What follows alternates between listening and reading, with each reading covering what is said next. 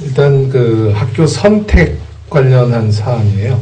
자, 이제 초중고일 경우에는 이제 아까 우리 어머님 말씀하셨던 것처럼 한국에서 그 유학원을 통해서 각 학교별 특성을 좀 파악을 하셔서 그 최종적으로 방문을 하셔서 선택을 하시면 될 것 같고, 이제 그 대학의 경우를 한번 나눠봤으면 합니다. 이제 대학 같은 경우는 이제 한국, 뭐 중국도 마찬가지긴 하지만 한국도 좀 다른 것 같아요. 그래서 한국은 무슨 서울대학교에 뭐 이렇게 그 모든 과에 이렇게 집중되어 있긴 하지만 중국은 뭐 이과, 문과 또 그 각 그 과목별로, 과별로 그래도 그 경쟁력이 있는 학교들이 좀 나눠져 있는 것 같아요. 그래서 이런 분들을 대학 선택을 할 경우, 요건 이제 우리 성은 학생하고 형부 학생이 이제 뭐 먼저 경험자이신데, 그 중국에서 대학을 선택할 시 그 고려해야 될 사항, 그냥 우리 지금 대한민국 사람들이 그냥 늘 얘기하듯이 북경대학교, 청와대학교를 가는 게 맞는 건지, 아니면은 그 다른 그 과별로의 특성이 있는 대학을 선택해서 가는 게 맞는 건지, 뭐 요 부분, 여기는 이제 뭐 아까 처음에 우리 초두에 나왔듯이 그 지역의 대학 갔을 경우에 뭐 그런 지역 방언이라든가 뭐 이런 부분도 포함되겠죠. 근데 중국에서 중국 대학을 선택할 때 고려사항, 이 부분에 대해서 좀 한 말씀씩 해주시면 좋을 것 같습니다. 이 부분은 당사자이셨던 우리 경표 우리 학생부터 한 말씀. 중국에 와서 유학생이 중국 대학을 선택할 때 고려사항이 대할 만한 점. 이거는 어떻게 딱 잘라서 말할 수 없는 게, 그러니까 그 아까 그 교장 선생님이 말씀하신 것처럼 저 특별 비전이 있다고 생각이 되면은 좀 그 지방이더라도 그쪽 대학을 가는 게 좋다고 생각하고요. 또 만약 별 목표가 없이 그냥 나는 이렇게 뭐 공부를 쭉 하다가 뭐 그냥 또 계속 공부를 하다가 또 다른 꿈이 생길 것 같다 이러면 그냥 그 한국처럼 그냥 서울대 뭐 연세대 이런 걸 바라보는 것처럼 북경대 청와대 바라보고 공부하는 게 그냥 나쁘지 않다고 생각해요. 이거는 잘 모르겠습니다. 알겠습니다. 자, 우리 성은 학생 한 말씀. 일단 북경대, 칭화대라고 하면 중국의 인류 대학이잖아요. 중국 애들은 정말 성에서 1등 해야지 갈 수 있는 대학이고, 한국 사람들도 다 북경대, 칭화대 하면 다 아는 대학이잖아요. 그래서 저도 대학을 선택할 때 조금 고민했던 점이 많긴 했었지만, 이게 안전적인 선택이지만 절대적인 건 아니에요. 그러니까 한국 대학교도 서울대, 고려대, 연세대 이러면 정말 와 공부 잘했구나 이렇게 생각을 하시지만, 그 안에서도 정말 인재가 있는 반면에 대학을 가긴 갔는데 조금 정체 없이 조금 목표가 뚜렷하지 않은 아이들도 있는 거잖아요. 그래서 만약에 자기 꿈이 정말로 방금 교장 선생님께서 말씀하셨던 뭐 미술을 준비하는 거면 굳이 북경대, 칭화대를 갈 필요가 없다고 생각하고, 뭐 미술 관련대에 갈 수 있는 것도 있고, 뭐 그렇게 목표가 뚜렷하면 굳이 저는 칭화대, 북경대를 추천하고 싶지 않아요. 알겠습니다. 자, 그다음 이 부분은 우리 저기 황진명 원장님 한 말씀 해주시죠. 일단은 좀 확실하게 구분짓기 위해서 그 대학 여기 애매하게 조금 나와 있는 거, 대학 선택 시 고려 사항인데 목적이 어디냐에 따라서 좀 틀려집니다. 예를 들어서 어학연수인 경우는 아까 학교 선택에서 지방 같은 경우도 어학연수가 목적이면은 지방에 있는 대학들도 상당히 환경적으로 그리고 교합적으로 잘 되어 있는 부분들이 많습니다. 물론 북경도 많지만 어학연수가 목적이면 전 지방도 괜찮다라고 추천해 드릴 수가 있고요. 근데 예를 들어서 본과 과정이나 석사 과정을 한다. 그러면 우리나라에서도 마찬가지로 뭐 스카이가 있고 뭐 지방대학이 있고 이렇게 구분이 있듯이 영어권도 마찬가지라고 봅니다. 중국도 마찬가지가 있습니다. 여기도 소위 말하는 뭐 중국의 명문대, 뭐 대부분 다 아시겠지만 뭐 북경대, 청와대, 인민대. 근데 이 외에 세계적으로 그 대학교 순위를 랭킹 매기면 상위권에 있는 대학들이 더 상당히 많아요. 예를 들어서 뭐 정법대라든가 천지연 뭐 남계대라든가 아니면 뭐 절강대라든가 뭐 복단대학이라든가 많습니다. 그런데 문제는 그건 이제 중국 학생들에 해당하는 거예요. 근데 유학생들이 다녔을 때 예를 들면 이제 어느 대학에 결국은 이게 대학교 선택이 부모님들이 또 연관 지으시는 게 나중에 이제 취업할 때랑 연관을 안 지을 수가 없거든요. 근데 이제 결국은 이제 기업에서 어떤 시선으로 바라볼까 이제 이런 것까지 고민을 하셔야 되는 거예요. 근데 아주 쉬운 예로 이제 인민대하고 복단대만 비교를 하더라도 복단대가 훨씬 더 상위에 랭크되어 있습니다. 근데 인민대도 높지만 복단대가 훨씬 더 높아요. 그런데 사실 인민대 합격한 학생하고 지금 현재까지는 다 차후에 어떻게 변할지 모르겠지만 복단대 합격 학생을 놓고 보면은 인민대 다니는 학생이 조금 더 열심히 하고 실력이 좋다라고 인정을 하는 상황입니다. 근데 이 부분을 무시할 수가 없거든요, 사실.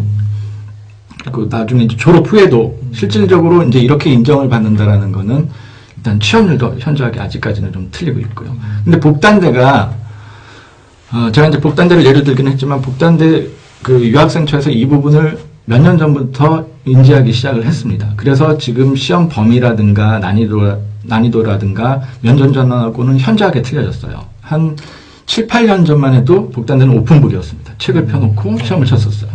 지금은 범위, 난이도, 국대 이상으로 어렵습니다. 그리고 뽑는 숫자도 예전에 비해서 많이 적게 뽑고요. 그래서 다시 정리해서 말씀을 드리면 어학연수는 사실상 이제 아까 한국 학생들이 조금 적고 이제 공기도 좋고 비용도 좀 저렴한 곳으로 택하는 게 맞을 것 같고요. 이제 본과 과정은 아무래도 이제 좀 소위 말하는 중국 졸업 후에 인정받는 그 소위 이제 중국의 명문 대학을 진학할 수밖에 없는 거고 그게 목적으로 대부분 또 중국 유학을 오시는 분들이 많기 때문에. 네, 알겠습니다. 자, 이 부분 우리 장 대표님도 한 말씀 부탁드리겠습니다. 일부러 말하는 유니버시티, 그러니까 종합대학이 중개 성격이 없었어요. 우리 한국의 서울대학 그러면은 법대, 상대, 인문대, 사회대, 농대, 음대 별게 다 있잖아요. 중국은 북경대 안에 딱 있는 게 문과밖에 없어요, 문과. 우리가 말하는 종합대학이 아니에요. 청와대도 마찬가지예요. 그러면은 한국의 서울대에 해당되는 게 뭐냐면 북경대, 청와대, 중앙음대, 중앙미대, 북경농업대 다 합쳐놓은 게 우리만 서울대학교라면. 그러니까 음악을 전공하는 애들은 북경대 가고 싶다 음악과가 없잖아요. 그렇기 때문에 중국에서는 학교 선택할 때 아까 아주 좋은 지적해 주셨는데 목적이 분명해야 돼요. 내가 북경대를 가자는 게 아니고 내가 뭘 전공할 것인가 그거를 먼저 찾아야 되고 중앙미대 같은 경우에는 미대로서는 전 세계 4대 미대라고 그러거든요. 전 세계 좋은 미대 4개 중에 하나란 말이에요. 우리는 어떻게 인정하든 전 세계에서 그렇게 인정한단 말이에요. 그래서 학교를 선택할 때는 우리 한국 학부모, 한국 학생들은 가장 고려하는 게 졸업 이후의 취업. 이게 신경 쓰이기 때문에 기업에서 학교를 어떻게 바라보는가는 무시할 수가 없어요. 나도 예를 들어 기업이 크다 그러면 인재를 뽑을 때 그 기준을 내가 벗어날 수가 없어요. 그래서 그거는 객관적으로 그렇게 하되 내가 예술적인 재능이 있어서 음대를 가야 되겠다, 미대를 가야 할 경우에는 그런 기준에서 탈피하고 그 다음에 아까 더 좋은 지적을 했지만 내가 지역 전문가가 되겠다. 어느 지역을 보니까 저 지역이 앞으로 굉장히 유망한 그런 발전 지역이다. 그럴 경우에 내가 그쪽으로 가는 거는 다른 사람이 모르는 선택을 하는 거예요. 그게 자기만의 선택이죠.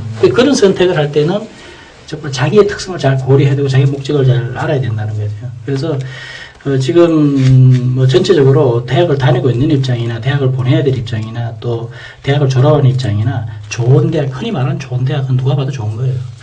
근데 이제 그게 공부도 안 하고 목적도 없는 학생이 그거 가면은 아까 얘기했죠. 대학교 가보니까 제가 어떻게 우리 학교 왔지? 그거는 시험 잘 보는 기술이 있는 애들이 온 거지 공부 잘하고는 아니거든.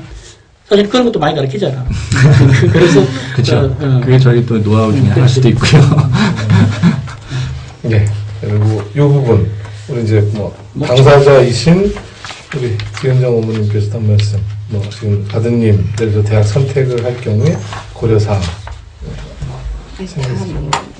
다 앞에서 말씀하셔가지고 저는 드릴 말씀은 없고요. 결국은 대학이라는 게 이제 대학의 앞에 어떤 대학, 그 대학의 이름이 아이의 인생을 좌우할 수 있는 성격을 가진 아이들도 있고요. 그 대학 이름과 상관없이 자기 가는 길이 정해진 아이들도 있는 것 같아요. 크게 봤을 때는. 그러니까는 이제 일단은 그게 구분이 돼야 되고, 이러거나 저러거나 공부를 잘하면 저는 역량이 되면 배울 게 많은 학교에 가는 게 맞는 것 같고요. 같은 돈을 들였을 때. 근데 지금 이제 한국이란 나라에서 바라볼 때는 워낙 이 학벌에 대한 프리미엄을 많이 놓고 보는 나라이기 때문에, 예를 들면 뭐 홍콩대 같은 데도 마찬가지예요. 미국 대학을 못 가서 홍콩 대학을 간다고 생각했죠. 지금도 아마 그렇게 생각하시는 분들이 많을 거지만, 홍콩대나 홍콩 가기대는 배울 게 없는 대학이 아닙니다.